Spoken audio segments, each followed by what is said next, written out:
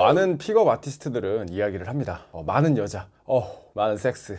부럽지? 너도 나처럼 될 수 있어. 나 일주일에 원나잇 진짜 3번 했고 나 진짜 만날 여자들 줄 서 있다. 부럽지? 부럽나요, 여러분? 네, 찰리 채플린이 이야기를 했죠. 삶은 멀리서 보면 희극이지만 가까이서 보면 비극이라고. 저는 이런 삶을 사는 사람을요, 저주에 걸렸다고 이야기를 해요. 저는요, 오늘 2가지를 이야기를 할 겁니다. 첫 번째는요, 제 경험과 주변 지인들의 경험을 이야기를 할 거고요. 두 번째는 실제 우리의 뇌가 어떻게 이런 쾌락과 고통을 처리하는지에 대해서 과학적으로 한번 이야기를 해볼 겁니다. 바로 본론으로 한번 들어가 볼게요.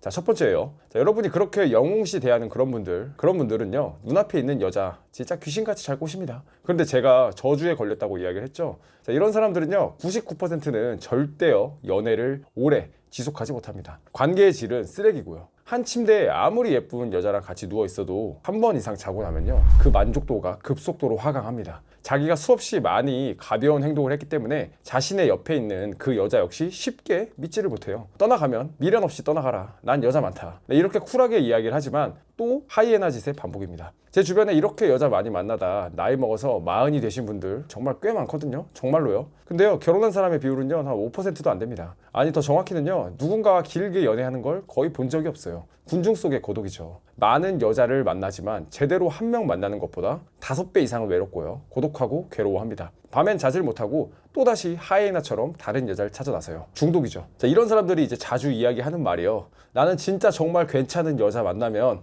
나 진짜 정착할 거야. 네, 이런 이야기를 진짜 수도 없이 이야기합니다. 근데 그런 사람이 와도 진짜 정착을 못해요. 계속 반복적으로 중독된 새로운 사람을 찾는 행위를 계속 반복하죠. 사실 사람들은 마약 중독이다, 약물 중독이다, 술 중독이다, 유튜브 중독이다, 쇼츠 중독이다, SNS 중독이다, 네, 이런 건 문제라고 의사도 나와서 정말 많이 이야기를 하는데요, 역시 대단히 심각한 사회적 문제라고까지도 이야기를 합니다. 근데 마찬가지로 미친 중독성을 가진 성중독, 연애 중독에 대해선 와, 대단한 사람이다 라고 은근히 떠받들여주는 그런 문화가 있어요. 미국 덴버 대학 연구팀은요, 성인 남녀 1000명을 대상으로 5년 이상 추적 조사를 진행을 했어요. 연구팀은요, 이 대상자들의 결혼 생활은 물론요, 결혼에 이르기까지 연애 기간, 과거 연애 편력을 설문조사까지 하고 면담까지요, 진짜 수차례 진행을 했습니다. 그리고 그 이후에 결혼 생활 만족도를요, 무려 5년간 계속 조사한 거죠. 그 결과는 명확합니다. 통계적으로 그리고 데이터적으로 너무 명확해요.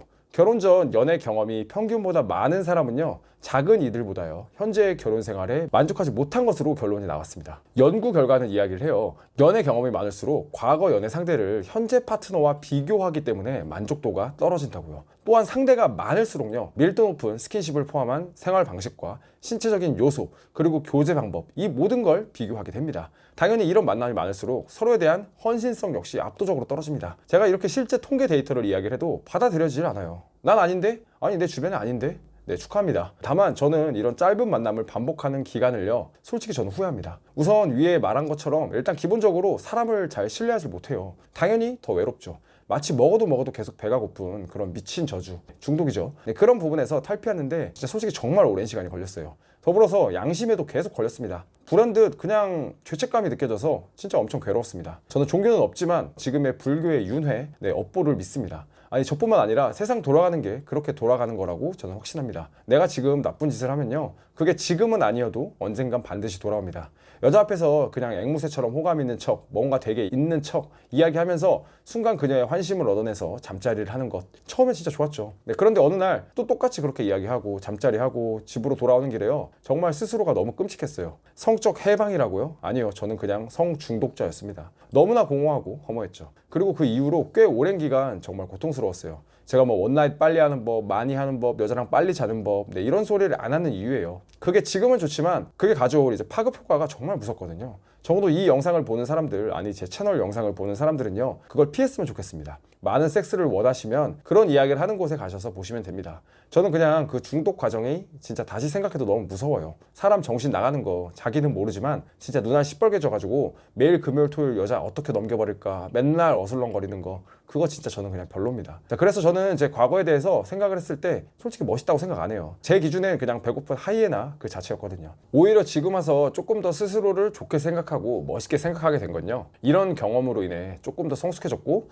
중독에서 그래도 어느 정도 벗어났기 때문이라고 생각을 해요. 그래서 저는 여전히 많은 것들을 경계하고 살아갑니다. 나 스스로가 그 중독의 무서움을 알고 있기 때문에 또 한순간에 내가 그 무한 메비우스의 굴레에 빠져들 수 있기 때문에 스스로 정신 차리고 살려고 노력을 합니다. 솔직히 되게 부끄러운 고백이잖아요. 자, 그런데 이렇게 솔직하게 이야기하는 건 누구 하나라도 저와 같은 결핍과 고민들이 있으시다면 조금 더 현명한 선택을 할 수 있게 한 명이라도 도움이 될 수 있으면 이 영상에 의미 있지 않을까라는 생각으로 솔직하게 이 영상을 만들게 되었어요. 그리고 명확하게 원나잇을 많이 하면 불행한 이유는요, 지금부터 말할, 그러니까 뇌과학적인 이유가 더 큽니다.